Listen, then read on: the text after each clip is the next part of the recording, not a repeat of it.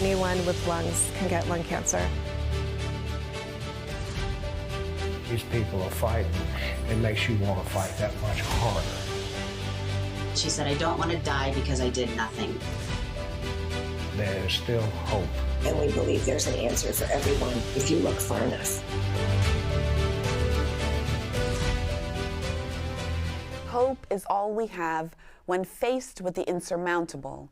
And that's exactly what 21-year-old Jill Costello thought when she received a diagnosis of lung cancer. When you think of the face of lung cancer, the image of a youthful person who lives a healthy lifestyle and refrains from smoking is not immediately what comes to mind. But the truth is, you don't have to be older with a history of smoking to get lung cancer. In fact, a growing trend in lung cancer patients are people who are non-smokers under 40 years old. This grim statistic wasn't going to intimidate the young and courageous Jill Costello. From the moment of her diagnosis, this determined young woman faced the battle of her life as her will to live quickly became her mission. Jill's fighting spirit to help find a cure and eradicate the stigma that only smokers contracted lung cancer would eventually define her legacy. Hi, my name is Jill. I'm 22 years old and I have lung cancer. Jill was a little dynamo. Very nice, Jill. She was open to every adventure that life would offer her. She was like a Supergirl. Honestly, all she needed was her cape. Her junior year, it was just a fabulous year. Everything was going so great. She was in Berkeley. She was, young in love. She had a great beau, and they were looking forward to their future together. She was an athlete, and she kind of committed herself to that lifestyle. She was just a wonderful girl. For us, it was night and day. In the day, we get a phone call, she needs to go get picked up to go to a doctor because she was having some discomfort, thought it was something simple that the health clinic at school could take care of. As a parent, you worry a lot about things that can hurt your child and you want to protect them from everything. You worry about accidents, but you never think that your 21-year-old, athletic, in prime shape, never a smoker, never around smoke, it never occurs to you that they're going to be diagnosed at 21 with stage 4 lung cancer. Sometimes you really thought you were having a bad dream, but it was real. She had no doubt that she was going to beat it and she was going to win. I remember one moment when they first told me it was cancer before we knew what kind it was. And I just went into the bathroom, little hospital room, and looked at myself and said, I don't know what's going on, but we're going to get through this. It's going to be okay. She was very brave because she looked at cancer straight on. And basically, like a competitor that she was, said, I'm going to win. I'm going to beat you. She was so hopeful, like a competitor, that a competitor has to be very hopeful, right? I remember I walked into the room at the hospital when she had just been diagnosed, and she took one look at me and said, no sniveling in here. She had hope, and it stayed with her to really the very end. I'm going to be cured. It's going to be all gone one day. Hope. It was a part of her, and she was able to give that hope for everyone around her. It was really beautiful.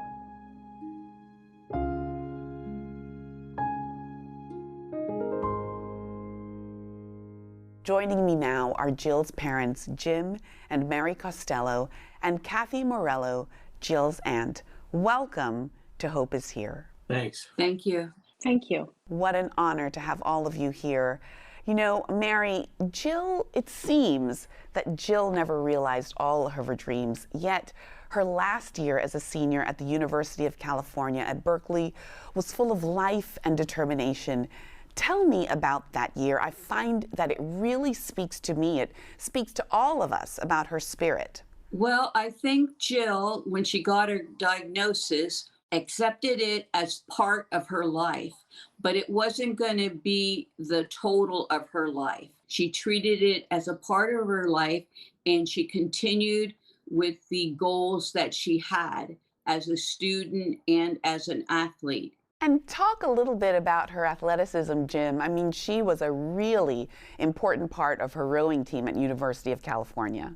Well, even before she was diagnosed with lung cancer, she had climbed Half Dome in Yosemite 3 times as a bonding that the team would do. Get up early in the morning, drive to Yosemite, run up Half Dome, celebrate up there, and then run back down and get on the bus and go back to Berkeley and then back to practice.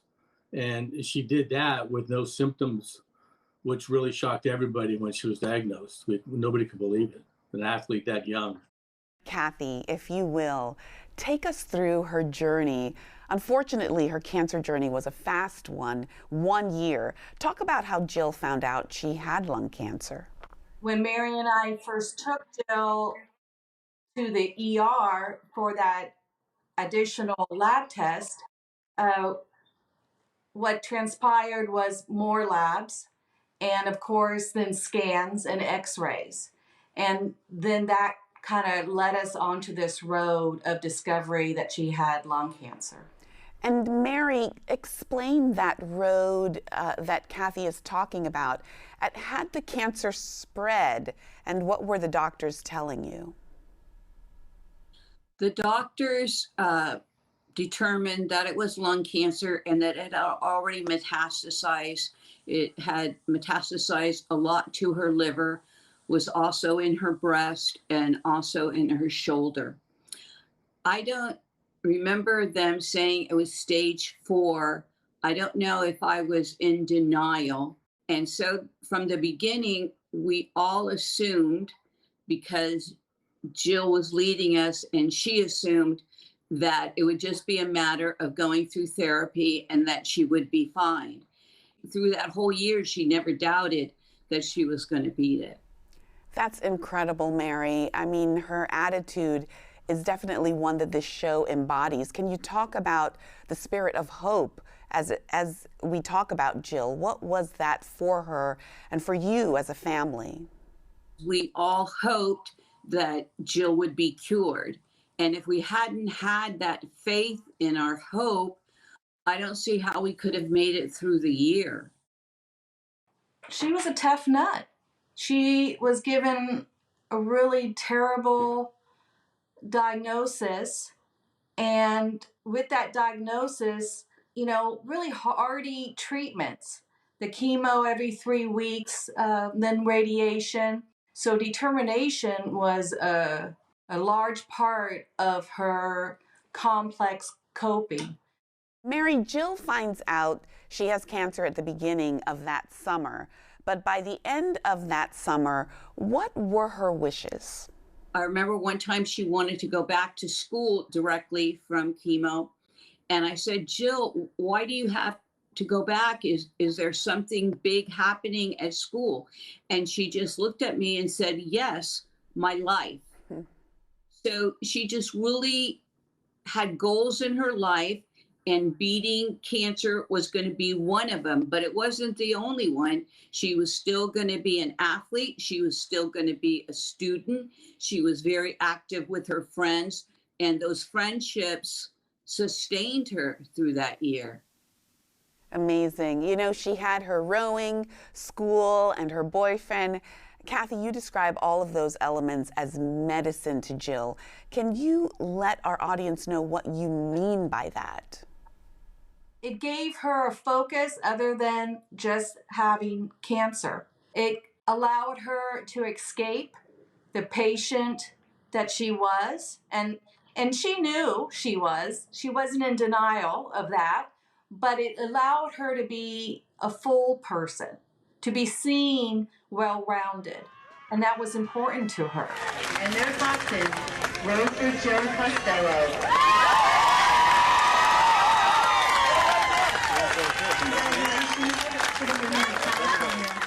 Jim, I wanted to note, you have these beautiful women, this great family that is surrounding you. How important was family for all of you at this point? Well, it really helped us in a time of need to where we could rely on each other. We all came together as Team Jill. And would go to all the chemos, all the radiations as a group. And we would eat together. We would help Jill, whatever she wanted. And it was hard for us, but as a group together, it kept us all together. I see that it's still so fresh for you, Jim, and we're so appreciative of your sharing Jill with us in this way. Thank you so much. During her ordeal, Mary, how does she become the national face of eradicating the stigma that only smokers contract the disease? Talk about how she almost becomes like a spokeswoman. Yeah, I think she did become a spokeswoman because everybody had this image of the Marlboro cowboy symbolizing lung cancer. And Jill put herself out there. She went and talked to drug companies. She was presenting herself as what lung cancer could be and was, and kind of forcing the world to acknowledge that, so that lung cancer would no longer be on the back burner, that it could affect anyone, including our young people. Yay! Happy graduation! Yeah, we're doing it. She does go on to graduate from college in spite of all of the obstacles in front of her. And that following June, you head with your family for Lourdes in France in hope of a real miracle. Was there a miracle? I think there was a miracle because we felt so much peace when we were there. We realized that we were doing every single thing. Like if it would help this much, we were going to do it. And then in Lourdes, Jill was really a person of very strong faith. And I think Lourdes just helped us realize that we were going to do everything that we could do. And then it was going to be into God's hands, what was going to happen. I realize that this is tough and it still is fresh, but talk about, as we get closer to Jill's final days, what is that like for her? Well, I think she really remained faithful that she was going to be cured, that she was in pain. I remember asking her one time, "Are you in pain?" And she said, "I'm always in pain." But she never shared that with me. She just accepted it and went on with what she felt she had to do. That last month was really a whirlwind because we went to Lourdes and she came home and did her finals. Then she went to the Nationals championship and came back, graduated, moved home, all with a short period of time because she died the next month. And it was only in the last couple days that the doctors told her that if she needed to be resuscitated, they didn't know if they could. And at that point, it was only 2 days before she died. Oh. She said, "That's okay. I'm tired of fighting. I'm not afraid." And then she wrote notes to family members. She asked herself, "Did I change the world?" And she answered, "Yes, I did. And I did it for the world." So when I think of Jill's life, it was so much shorter than we had hoped it was going to be. But she accomplished so many amazing things. There are people who are alive now because they heard her story, because she took it publicly.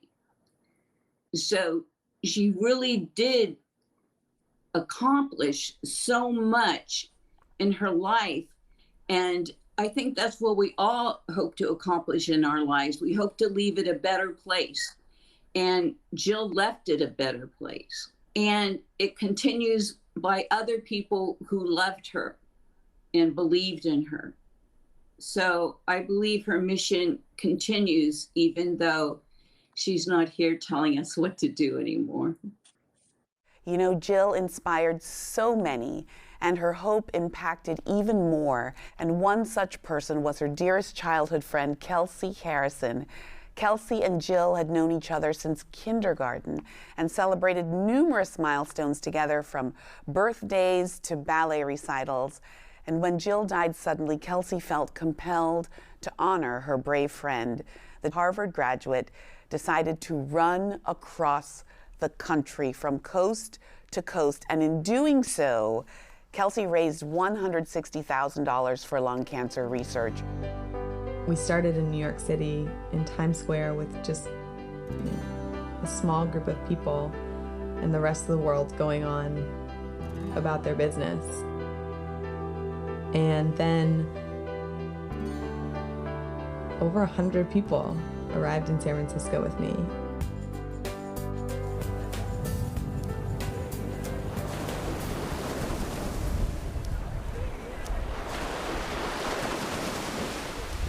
Kelsey started July 30th, 2012, and finished on December 1st. She endured temperatures as high as 100 degrees, as well as frigid temperatures.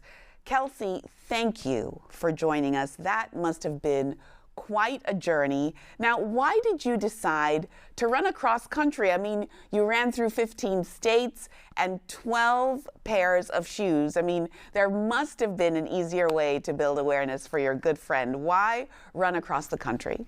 You know, she passed away right after we had graduated from college. And I was home for that summer. I went to school on the East Coast. So for her year-long battle, I hadn't really been able to be there physically to help her and to, bring her coffee and whatever was needed. And so I think in the 2 years following her passing, as we were trying to work together with Bonnie Adario and her young friends to figure out how to raise awareness and help continue her message and her effort, this occurred to me. I felt like I needed to somehow do my part to help spread her message in another way, and to try and make her proud, and just to thank her for what she had given us with her life, and most especially with that last year of her life and how hard she fought, and her optimism and hope. And so I sat at my job and I just started plotting little 30-mile increments and thought, if people can bike across and if we can run marathons, I could probably do that once a day, and I'll just make it to San Francisco eventually, and we'll tell people about it and raise some money. You had only done one marathon before this, right? I had done two. I had done Phoenix and Boston.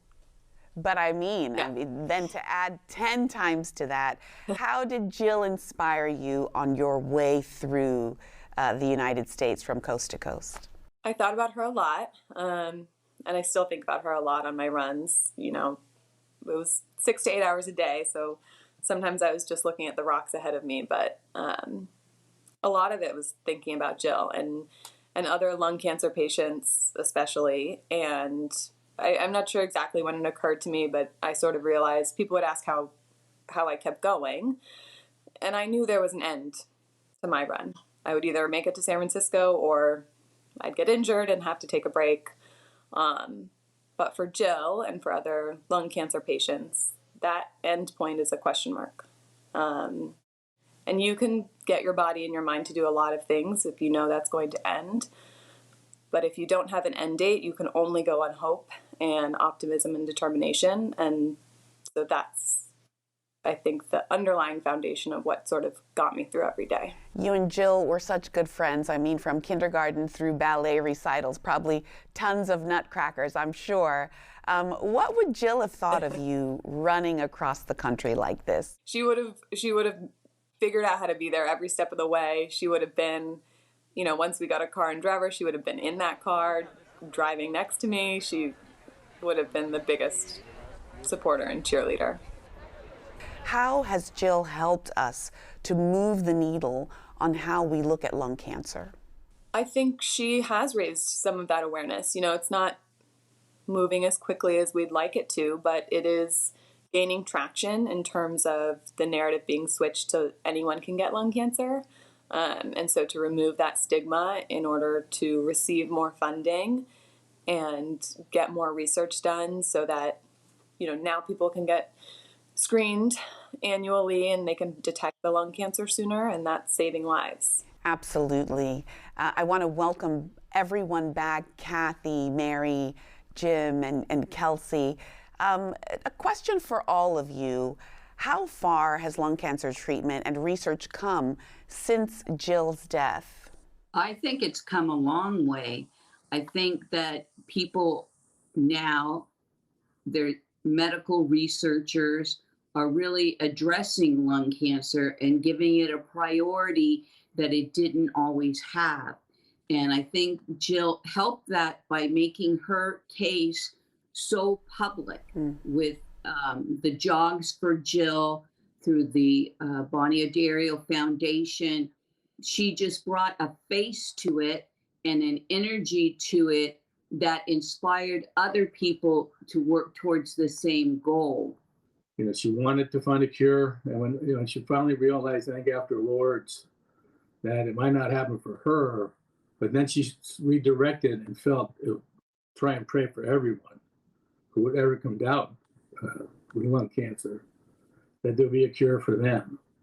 And now you see it in the drugs that are changing people's lives. They can live longer. You can live with cancer. You can maintain it. And that's what she did that last year with all her chemos and everything. And all we could really do was to help her with anything that came up. And as a caretaker, you're there for anybody else on your team to keep them as strong as they can be. Thank you so much, Jim. And for all of you, in speaking about cancer, the caregiver is sometimes often not talked about, or we don't remember that the caretaker needs as much help and attention during this time as well. What can you all tell people who are caring for the terminally ill?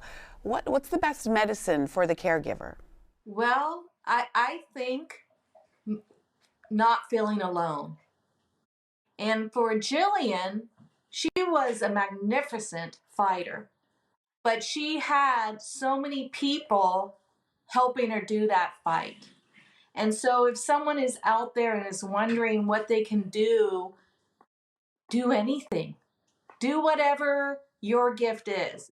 Jim was our humor guy, and he would make us laugh. And laughter, they say, is the greatest medicine. And Jill was part of that.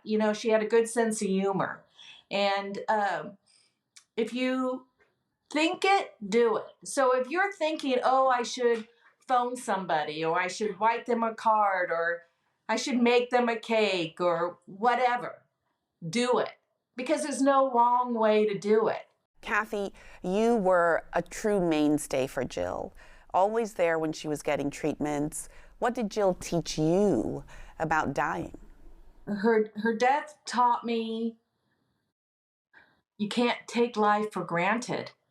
For Jill, particularly being so young and being who she was, young, beautiful, athletic, fit, you can't make any assumptions about one's health and the time that you have to be on this earth. And she used her time wisely. Amazing. I wonder, Jim, Mary, Kathy, Kelsey, if Jill was alive today, what would she be doing? Well, I think she would be traveling with Bonnie, going to all these Jog for Jills or whatever else she could participate in. And she was really looking forward to that. Never thought the end result that happened when she passed away. She thought she was going to find a cure and keep going. And she really wanted to help Bonnie and get the word out. And I think she saw herself as traveling the world and bringing awareness wherever she went, awareness and hope that a cure could be found. She really wanted to be loud. She wanted to beat lung cancer big time. So she would be out there doing exactly what Jim and Mary said, being very loud, making her voice heard. You know, she would have been the loudest one, the best cheerleader. She was a coxswain. She knew how to drive the boat, and I think she would have been doing that as well. That is the perfect example. She was a leader, and I have no doubt Jill would be successful, driven, and as you all mentioned, busy spreading hope about lung cancer. Mary, Jim, Kelsey, and Kathy, I really enjoyed hearing your beautiful reflections and memories of Jill. She certainly brought hope here today. Thank you so much for joining me. Thank you. Thank you. Thank you. Thank you.